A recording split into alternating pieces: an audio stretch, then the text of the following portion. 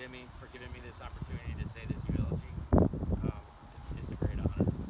For anyone who doesn't know me, my name is Mike. I'm married to Jenny, who is Uncle Jamie's niece and goddaughter.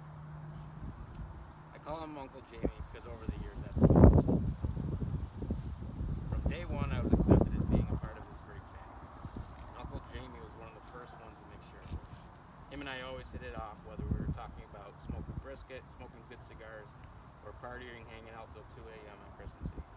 It didn't matter what we talked about because I just enjoyed his company. The other thing on why he was a great man was the love and compassion he had for my wife, Jenny, and our 2 kids. He'd always ask about them, check in on them, and make sure that after talking with them that they'd leave with a big smile on their face. Uncle People was what he was famously referred to. Just the other day, my daughter Gemma, who's only 2 and a half, said she was praying for Uncle People while in church for my son's first communion. No one prompted her to do it. She just felt the need to do it because that's the type of impact he made on her and all. Uncle Jamie is deeply loved by so many. So at this point, I'd like to invite anyone here who'd like to share a few words before I read prepared stories that have been written from some of the family members.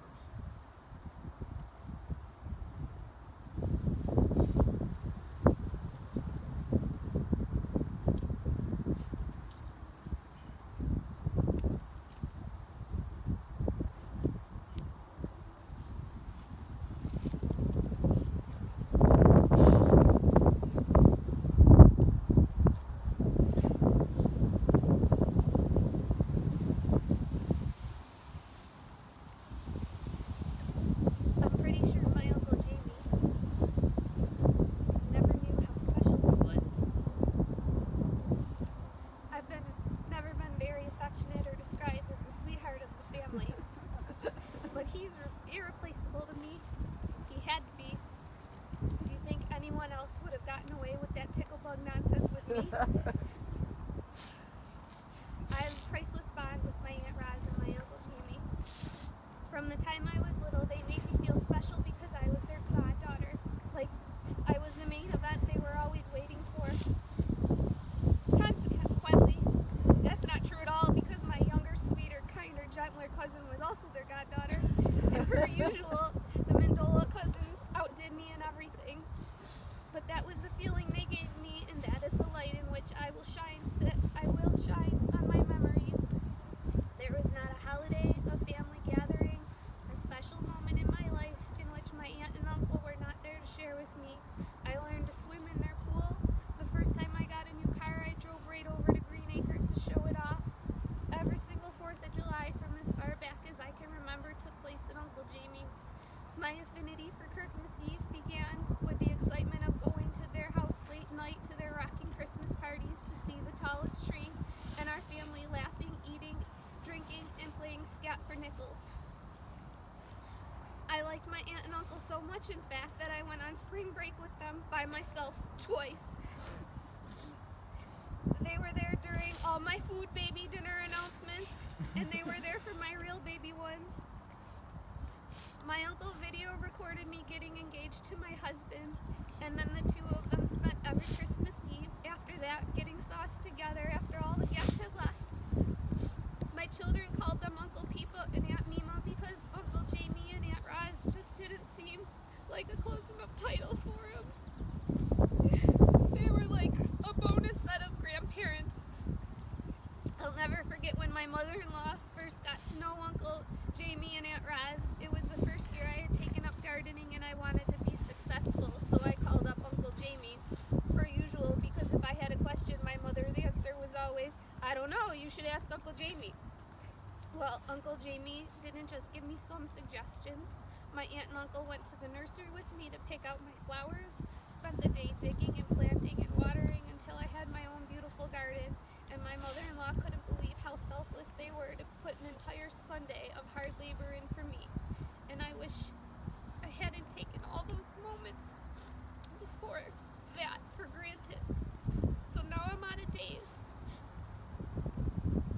And I don't know how to live my special moments without you. But Uncle Peepa, I cherished memories of you, my Christmas parties, my 4th of July family pool parties, and my beautiful gardens will be a tribute to my irreplaceable uncle. And don't worry about Mima because we'll take good care of her. We love you.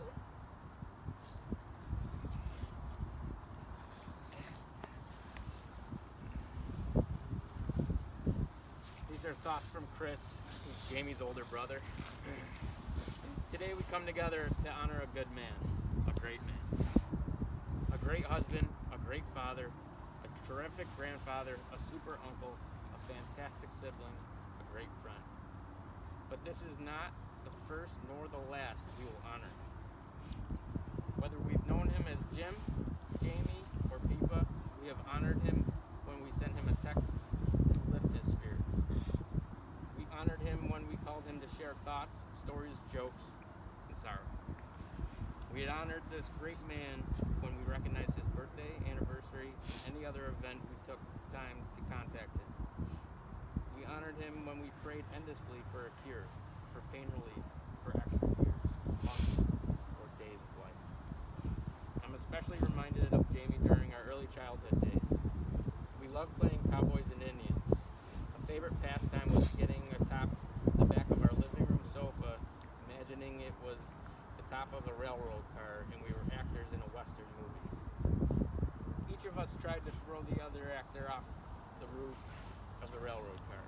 We enjoyed our summers together, along trips to Canada with family, friends, and cousins.